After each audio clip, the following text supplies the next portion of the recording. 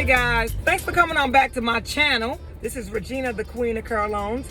Been in the automotive business or automotive space for 23 years. In January, it will be 24 years for me. 24 years. I sell cars currently at a dealership in Michigan, Joe Lunghamer Chevrolet. The owner has a Buick GMC store about 10 minutes away from the Chevy store, and he also has a Ford store in Wisconsin. So if you need a Chevy or you need a Ford or you need a pre-owned vehicle, I'm your girl, Regina, the Queen of Car Loans, and we do ship. We do ship to you. Today's video, we're gonna talk about the 5 warning signs of a bad car lease. 5 warning signs of a bad car lease. I'm gonna just give you a little bit. I'm not gonna give you like a lot, but I'm gonna give you enough when you're thinking about leasing a car, just to get you thinking about a bad car lease. Get you thinking. I always want to get your mind thinking, because I think that people think about so much that I'm approved, I'm good, I'm approved for this lease. And they're not really thinking about, are you really getting a good deal? So, number 1, money down. Money down, shortened term. Large down payment, putting $2,500, $3,000 down on a lease, or 24 months or 36. Why are you putting that much money down? You always want to find out what the payments are with 0 down. First payment, tax and title, and $1,000. But why are you putting $2,000 to $3,000 down on a lease? Why are you doing that? So you're putting all this money down on a lease. Say if you put $3,000 down for a $5,000, then what do you have at the end of your lease? You have nothing. You walk away from your lease unless you decide to buy your vehicle. So one sign of a bad lease deal is putting all that money down. Number 2, long-term lease. If you go into the dealership or someone quotes you a payment and you call for the payment or you get emailed the payment, some people are doing things online or they're visiting the dealership. Long-term lease. 48 months or 42 months? 42 months or 48? Or 48 months and 42? No. Why are you doing that? Think about it. 3 years or 36,000 mile warranties with Chevy. If you do a 12,000 mile lease for 48 months, 12,000 mile lease of 48 months, that's 48,000 miles on your odometer statement when you turn your car in for 4 years. You're out of lease. You're out of your warranty at 36,000 miles. So listen, 48-month term lease. You're out of warranty with Chevy, 3 years and 36,000.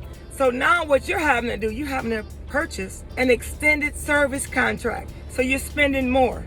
So just because you may be saving $15 or $20 more in payment by going an extra year, why are you doing that? You are putting yourself in a situation where you're going to have more problems than what you realize. Because number 1, you're going to be out of warranty. And then you have to pay for an extended service contract. So think about it. If you do a 15,000 mile lease for 48 months, you have 60,000 miles on your odometer statement. That's a no-no. Why are you doing that? So think about 5 warning signs for a bad car lease deal. It's taking a long-term lease. Now, customers say to me, well, Regina, if I go longer, if I go the 42 months, my payment's going to be cheaper. I can always just get out early. Well, since COVID-19 in March of 2020, a lot of things have changed in the car business. And I always say this in my videos or to my customers: demand is high, supply is low. And what does that mean? It's a large demand for new cars, but the supply is low, which means in today's prices, you're gonna pay more for that new car than what you did a year ago or 2 years ago. So do not take that extended lease because you want that $12 or $15 less payment. Number 3, you have a Malibu, an LS. Sticker price is $25,000. Your payment is $300 for 36 months. So 300 times 36 is $10,800. You got $1,500 in fees in it. So you have $12,300 that you're actually paying for the car. You want to keep everything under 50%. If you can be between 35 and 50%, you're good. Or 35 and 40%. Now, what I mean when I say this is, this is when you're negotiating. You have the MSRP of the car, and then you have the residual value. The MSRP is the sticker price of the car. Then you have the residual. And the residual price is the price that you'll pay for the lease if you decide to pay for the car or refinance the car. You want to keep between 40-45%. We want to stay under 50% because what does that mean? That means you are a great negotiator. Anyway, I'm not going to make it too technical. Just keep it in that area where I'm talking about. Number 4, the rent charge on the vehicle. Yeah, we call it leasing because that's a sophisticated word. But you never find out what the rent charge is until you go into the finance office. Check out the rent charge. And maybe in another video down the road, I will explain a lot more detail to you. Number 5, this is huge. You're looking at all these advertised prices on TV, and you want that deal from TV. Why do you want that deal from TV? Because you think it's the best deal, right? When you go to the dealership or when you're thinking about getting that car, you're probably thinking that we have 20 or 30 cars on the lot for that payment. Wrong. We're advertising that lease special. It's with so much money down to be at that payment. Well, when we do things like that, we have profit in the deal. We're not just going to be advertising all these prices and not make any money.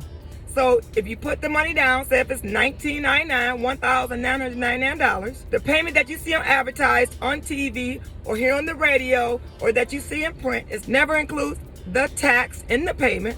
And then read the small print because more than likely you don't qualify for any of that at the bottom. You don't qualify for any of that, but you want the same payment.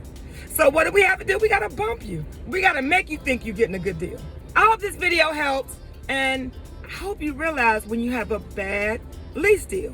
All right, thanks for watching, but let me just say this. If you want to find out more about my online course, How to Buy a Car with Bad Credit, and you want to get on the waiting list, if you want to get on the waiting list for How to Buy a Car with Bad Credit, put comment in the bottom and just put your email address in there. Or if you don't want to put your email address in there, which some people probably don't, you can go to Regina, the Queen of Car Loans with an S.com/contacts. And you can put your information, your name and your email address there. And that tells me you want to get on the waiting list to How to Buy a Car with Bad Credit. And I got something special when I release that ebook, that online course. I got a special ebook for you. I'm not going to talk about it now, but I got something for you. See you on the next video.